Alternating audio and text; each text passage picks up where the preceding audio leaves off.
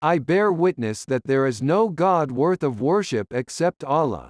And I bear witness that Muhammad is his final slave and messenger.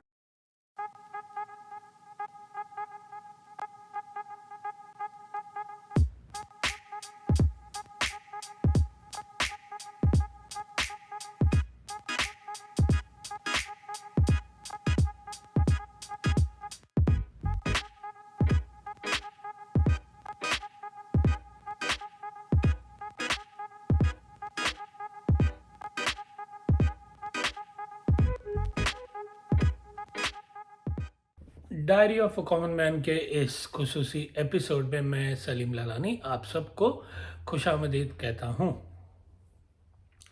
आज हमको कुछ ज़रूरी बातें करनी है। उसमें से पहली बात ये है कि मुझे फ़ोन कॉल्स आ रहे हैं दुनिया भर से, ख़ासकर इंडिया से आ रहे हैं, कि जो मुझे ये कहते हैं कि लोग ये कहते हैं कि मेरी बात जो है वो जमात तक पहुंच चुकी है। अब उनको मालूम है, तकरीबन लोगों को मालूम है, ये ना खुदा है ना इमाम है, ये एक बिजनेसमैन है और पैसे के लिए ये सारी गंदगी उसने इस्लाम के नाम पे की है।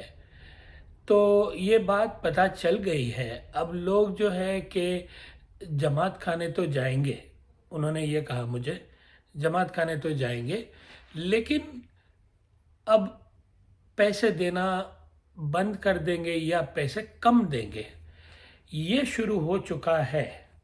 और ये मेरे लिए बहुत ही बड़ी खबर है, बहुत ही बड़ी खबर है, क्योंकि यही मेरा मकसद है कि आप जमात जो है, मैं इस्माइलियों आगा खानियों की बात कर रहा हूँ, कि आप पैसे गरीबों को दो, उनको एजुकेट करो, उनको सपोर्ट करो, अगर वो तकलीफ़ में है तो मदद करो।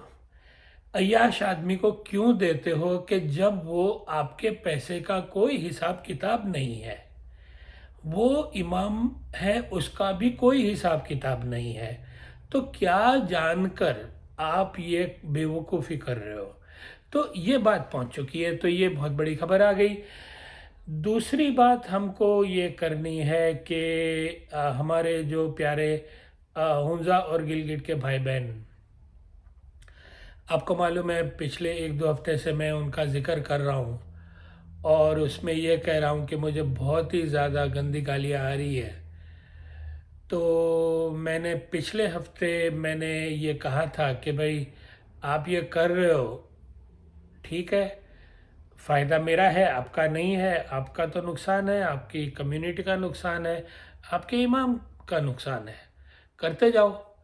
तो खुश खबरी ये है कि उन्होंने मेरी बात को सुन लिया है। ऐसे नहीं कह रहा हूँ कि उन्होंने गालियाँ देना बंद कर दिया है, गालियाँ अभी भी आ रही है, लेकिन अब जो है कि बहुत ही कम आ रही है। तो मैं ये कहूँगा मेरे हुंजा गिलगिट के भाई बहनों को कि आपको सलाम है मेरी तरफ से। एक बात मेरी मान ली, अब दूसरी मानो। 7 मई को आपके पाकिस्तान में पता नहीं क्या नाम है, क्या क्या टाइम है, ये वीडियो के पीछे एक स्लाइड है, उसके ऊपर आपकी कंट्रीज़ के नाम लिखे हुए हैं। तो जो भी शहर में आप रहते हो, कंट्री में रहते हो, उसका टाइमिंग लिखा हुआ है। 7 मई को आप ऑनलाइन मीटिंग में ज़रूर आना। ये वीडियो के नीचे एक लिंक भी है, क्लिक करना, मीटिंग में ज्वाइन होना और मुझसे सवाल करना, मुझको चैलेंज करना। मुझे मालूम है अभी भी आप नाराज़ हो मेरे से, मुझे मालूम है। मैंने गाली देना मना किया, उसका ये मतलब नहीं है कि मैं आपको ये कह रहा हूँ कि मुझे चैलेंज भी नहीं करना, मुझे कोई सवाल भी नहीं करना। मैं आगा खान नहीं हूँ, मैं आगा खान नहीं हूँ। मैं खुल के आपके सामने आऊँगा और आपके जो भी सवालात हैं उसका सामना करूँगा। अगर मैं गलत हूँ, गलत मान लूँगा, लेकिन अगर आप गलत हो तो आप भी मान लो। काम मैं सिर्फ इसलिए मेरे लिए नहीं कर रहा हूँ, मैं सिर्फ गरीबों के लिए कर रहा हूँ कि जो लूटे जा रहे हैं। मेरा और कोई काम नहीं है। अगर ये सिस्टम में आप रहते हो नहीं रहते हो मुझे क्या फ़र्क पड़ता है उससे। लेकिन आपके ये सिस्टम में रहने से एक फ्रॉड्यूलेंट सिस्टम जो है, एक इलीगल सिस्टम जो है, morally illegal, ethically illegal, spiritually illegal, चलो लीगली इलीगल है कि नहीं ये एक सवाल या निशान है। शायद मुझे लग रहा है कि लीगली भी इलीगल है, लेकिन वो बात की बात है। तो ये गलत सिस्टम में हिस्सा लेने से आप भी तो गलत काम कर रहे हो ना। निकलो। अगर नहीं निकल सकते हो, क्लब में जाना है बहुत ज़रूरी है, पैसे दिखाने का शौक़ है, गाड़ी दिखाने का शौक़ है, हवा में उड़ने का शौक़ है, जाओ। वही इसीलिए तो सुल्तान मोहम्मद शाह ने बनाया है इसको। जाओ, लेकिन कम से कम अय्याश आदमी को पैसे देना, आपके अल्लाह का वास्ता देता हूं आपको कि बंद करो।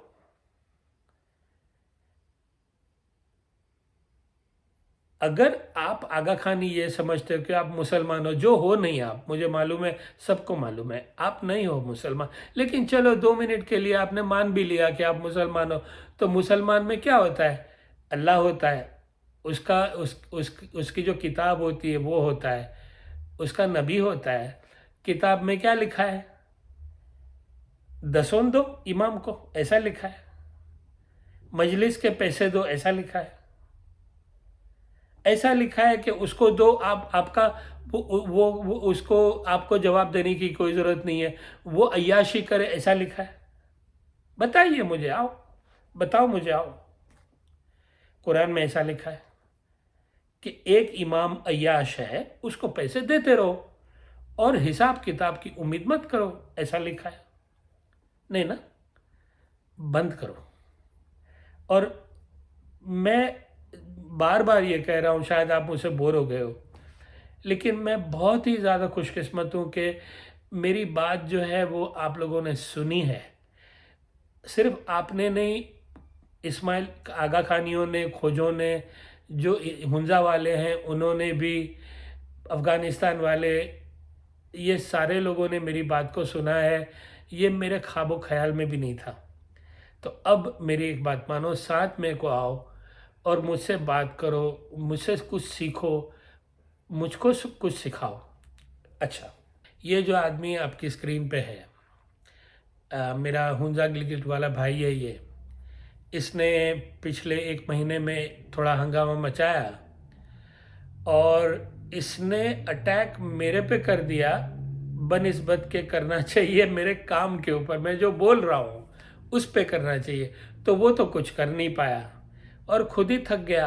और पता नहीं वो खुद ही थक गया या किसी ने उसको एडवाइस किया या काउंसिल ने उसके कान में बात डाल दी कि बेवकूफ़ ये क्या कर रहा है, अपने सिस्टम पे ही कुल्हाड़ी, अपने पैर पे ही कुल्हाड़ी मार रहा है। तो वो बंद हो गया है। लेकिन ये आदमी मेरे लिए हीरो है, इसलिए नहीं कि उसने मेरे लिए काम किया, अनजाने में, उसका कोई इरादा नहीं था सलीम के लिए काम करना, लेकिन जो भी उसने वीडियो बनाई उसके अंदर काम मेरा हो गया, इमाम का नुकसान हुआ। तो चलो उसने वो तो बंद कर दिया, लेकिन मैं फिर भी वो मेरा हीरो है। क्यों? क्योंकि बल्कि मैं ये कहूँगा कि सारे खोजे, दुनिया भर के खोजे, आप सब जो है ये आदमी से जाके सीखो। दुनिया भर के जो आगा खान के मुरीद हैं उनको मैं ये कहता हूँ, खासकर उन लोगों को कहता हूँ कि जिन्होंने पिछले साल बहुत ही मुझे तंग किया था, खासकर वो खोजे। कौन से खोजे?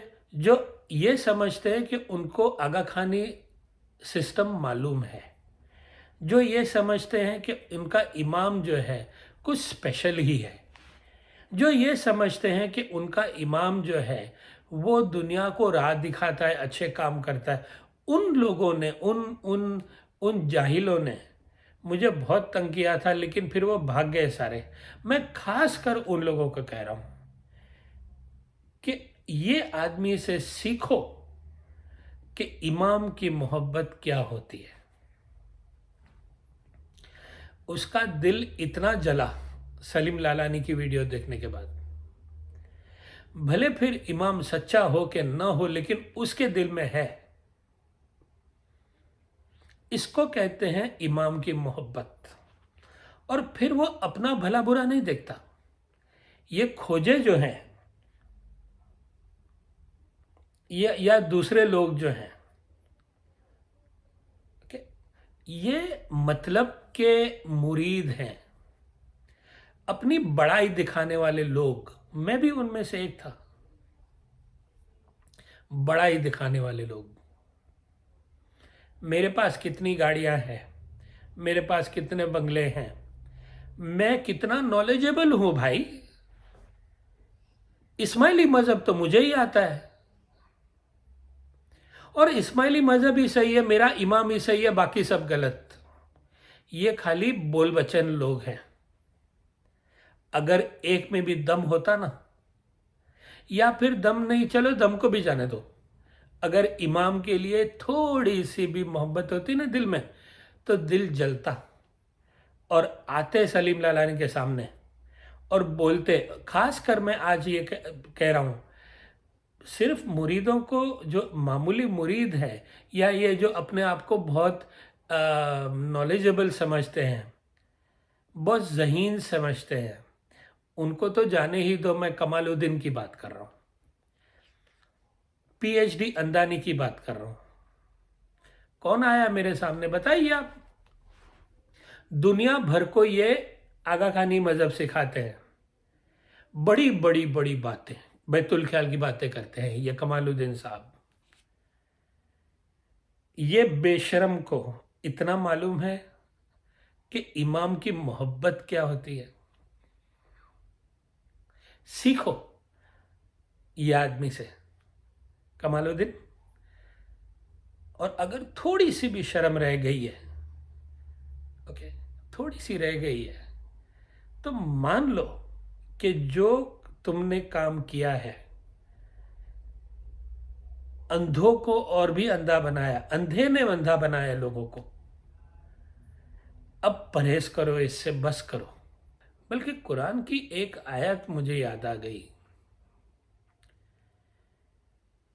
कि ये कमालुद्दीन बड़ी कुरान की बातें करता है, और दूसरे लोग भी। तो एक कुरान की आयत याद आई, आप सूरे अनफाल खोल लो और उसकी 22वीं आयत है। उसमें अल्लाह ताला ये कहता है कि मेरे लिए बदतरीन मखलूक वो है, बदतरीन, कि जो जानबूझ के अंधे और बहरे हो जाते हैं। अभी अंधा और बहरा कौन है? सलीम लालानी सच बोल रहा है अपनी जान पर खेलकर, और उसकी बातों को अनदेखी अनसुनी कौन कर रहा है? आगा खान। उसके बड़े बड़े जो पंडित हैं वहां पर यूरोप में, वो कमालुद्दीन, पीएचडी अंदानी, बड़े बड़े लोग, स्पिरिचुअल लोग, हमारे जो खोजे हैं, कि जो बहुत समझते हैं कि मुझे मालूम है इस्माइली मजहब क्या है। छुपना, जानबूझ के अंधा बनना, जानबूझ के मुंह को फिरा लेना, जानबूझ के छुप जाना, ये है। कुरान ये कहता है कि आप सिर्फ बदतरीन इंसान नहीं, बदतरीन मखलूक। आगे चलते हैं। एक अनाउंसमेंट करना है। हमको मालूम है कि जमात खाने से पैसे जो लोग देते हैं, ये समझ के देते हैं कि भाई उनका इमाम गरीबों की मदद करेगा, उसकी बहुत ज़्यादा करता है, और दुनिया में आज उसका इतना नाम है क्योंकि वो गरीबों की मदद करता है। सही है ना? ये कहानी हमको समझाने में, सुनाने में आई, लेकिन ये कहानी में कोई दम है नहीं, क्योंकि ये कहानी सिर्फ कहानी है। इसके पीछे कोई सबूत नहीं है कि हाजिर इमाम ने या आगा खान ने गरीबों के लिए कुछ किया। सारी बातें गोल गोल गोल जलेबी के जैसी है। पैसे कितने आते हैं कितने जाते हैं उसका कोई हिसाब नहीं है। पैसे कहाँ जाते हैं किसकी जेब में जाते हैं कोई हिसाब नहीं है।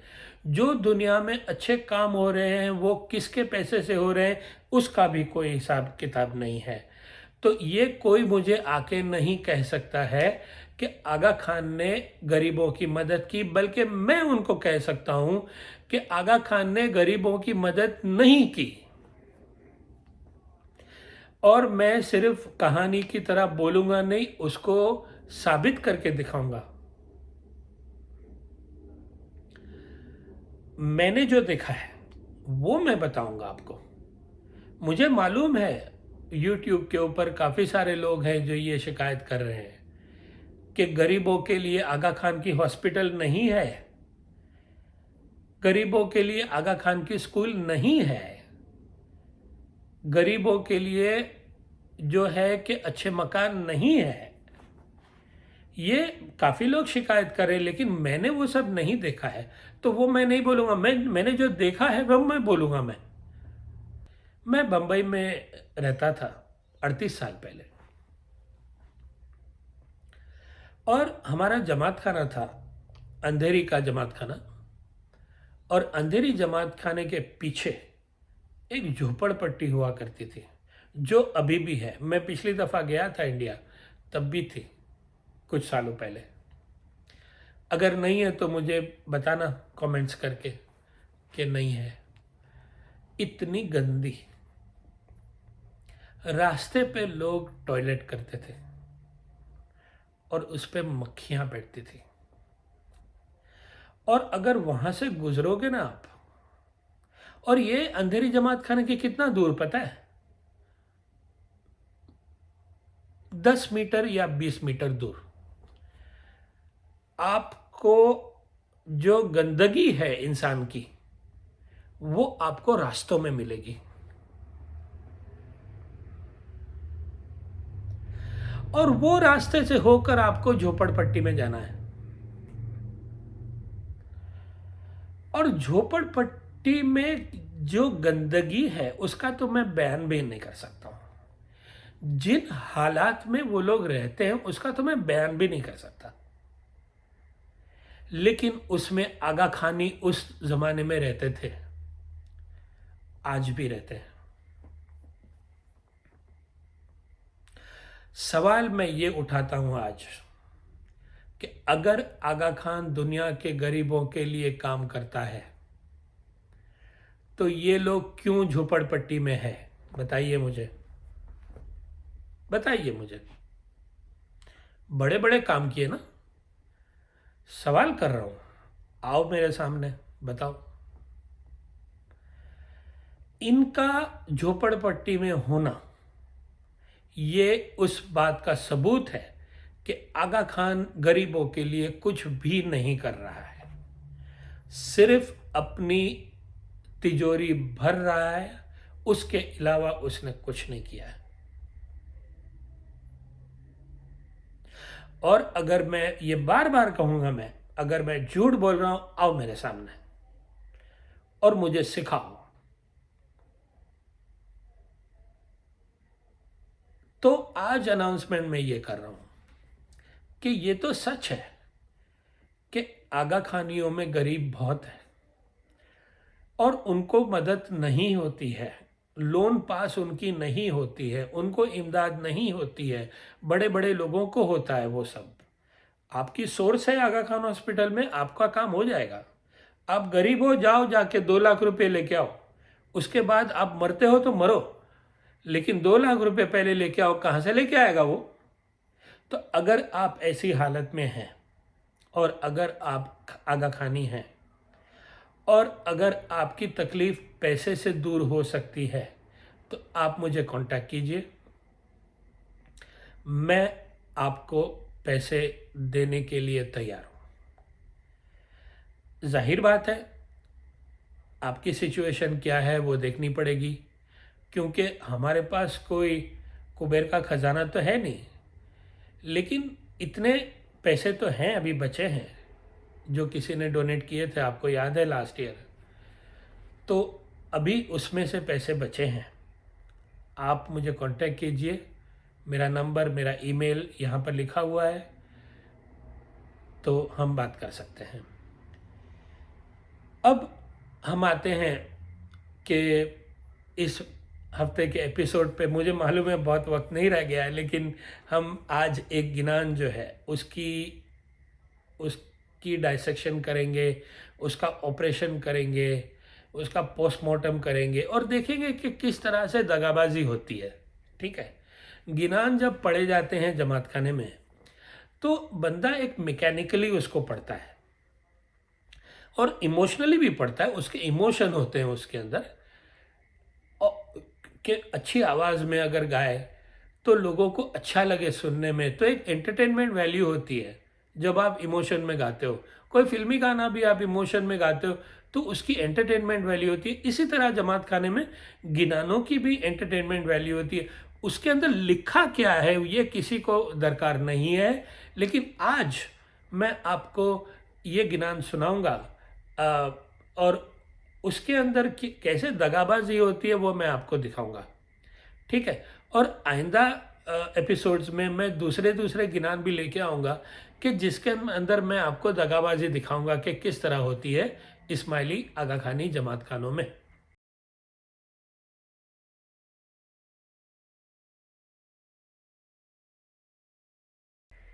ए जी अल्लाह एक कसम सबू का, दुनिया उसकी सारी, अभी चल नाम खुदावंद भणिए और सब मिटिया केरी बाजी, इलाही भेद तंतव नाम लीजिए, अपने जीवड़े को मोमन भाई दोजख न दीजिए।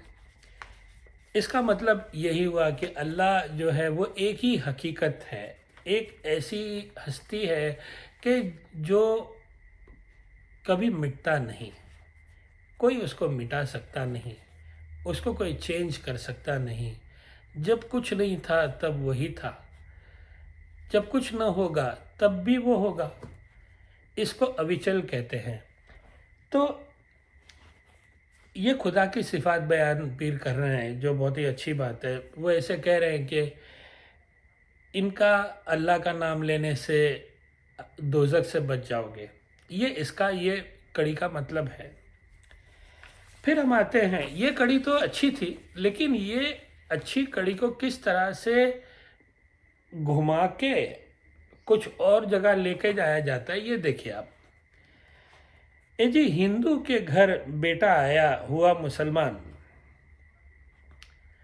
पहला नाम इब्राहिम भणिए, दीन हुआ रहमान। हमारे हज़रत इब्राहिम की बात हो रही है, हमारे जो रसूल हो गए हैं उनकी बात हो रही है। तो उनको बना दिया हिंदू और फिर उनको बनाया मुसलमान। अब जिस ज़माने में इब्राहिम हुए तब हिंदुइज़्म तो था, मुसलमान नहीं था।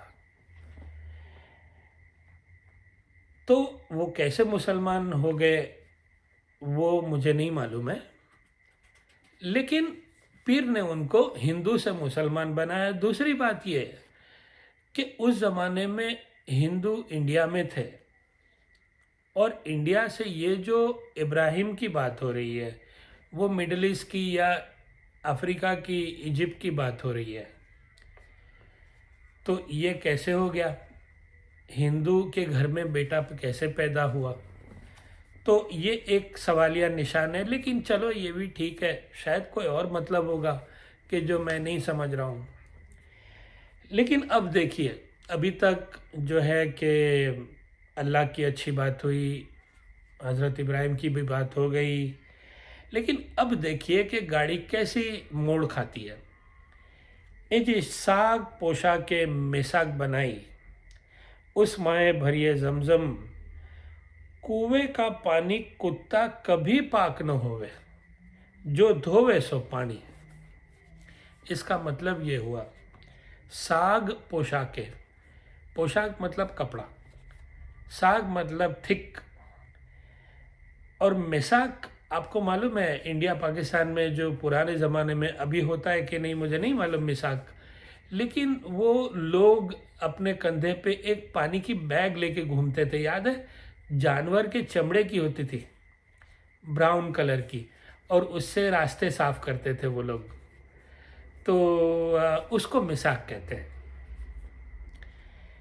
अब ये कुत्ते की चमड़ी की बनी, तो पीर ये कहते हैं कि अगर जमजम का पानी भी डाल दोगे ना, कुत्ता तो कुत्ता ही रहेगा ना। अब जो है मतलब कुत्ता पाक नहीं होगा, ऐसे बोल रहे हैं। अब ये कुत्ता कौन? जो इमाम के फरमान नहीं मानता है वो। अब हम आगे चलते हैं। ए जी पाक पानी फरमान हुआ, सरोवर नदिया जाने, बेफरमाने पाक न होवे, जो धोवे सो पानी। है ना? बेफरमानी जो करेगा वो नापाक है, वो कुत्ता है। यहां पर एक दूसरी मिसाल दी पीर ने कि जो नदी का पानी होता है वो गंदा होता है कभी कभी, लेकिन वो गंदा पानी जब ओशन में, समंदर में एक हो जाता है तब वो पाक हो जाता है। अब समंदर कौन हो गया? इमाम हो गया। वो पानी समंदर में कैसे आ गया गंदा पानी? इमाम के फरमान मानने से, ऐसा पीर बोल रहे हैं। और उस तो अब जो है कि पहले हमने शुरू किया था अल्लाह से कि वो अल्लाह अविचल है। अब जो है अल्लाह के साथ इमाम को किस तरह जोड़ा गया कि इमाम का फरमान जिसने नहीं माना वो नापाक रह गया। अब जो आखिरी कड़ी है उसमें साफ साफ साफ अल्फाज में आपको ये बता दिया गया कि एजी आल अली इस्लाम शाह राजा, अल्लाह यही इमाम। आल अली इस्लाम शाह का मतलब क्या हुआ? इस्लाम शाह आगा खानी इमाम जो उस ज़माने में ईरान में रहते थे, और वो आल किसकी है? अली की है। तो पीर ये कहते हैं इस्लाम शाह जो है इमाम ईरान में बैठे हुए, वो आल है अली की, और वो इमाम जो है वो ही अल्लाह है। आल अली इस्लाम शाह राजा, अल्लाह यही इमाम। शिर्क का इससे बेहतर एग्जाम्पल उन्वान आपको कहीं नहीं मिलेगा। जो इस्माइली भाई मुझे कहते हैं कि नहीं हमारा हमारा मज़हब, हम नहीं मानते अल्लाह हमारे इमाम को, ये गिनान तो पढ़ लो यार, ismaili.net पे है, टाइप करो अल्लाह एक कसम सबू का। पीर हसन कबीरद्दीन ने लिखा है, इसको सब गाते हैं, मैंने भी गाया है जमात खाने में, बहुत दफ़ा गाया। जो झूठ है वो कबूल करो, इतनी हिम्मत रखो। तो आज के लिए इतना ही काफ़ी। फिर से एक दफ़ा याद दिला दूं कि साथ में आइए, मुझे चैलेंज कीजिए, सवाल कीजिए। और अगर आप में से पैसे की वजह से कोई बहुत ही ज़्यादा तकलीफ़ में है आगा खानी, आप आइए आगे मेरे, और मैं आपको ज़रूर मदद करूँगा। अल्लाह हाफ़िज़।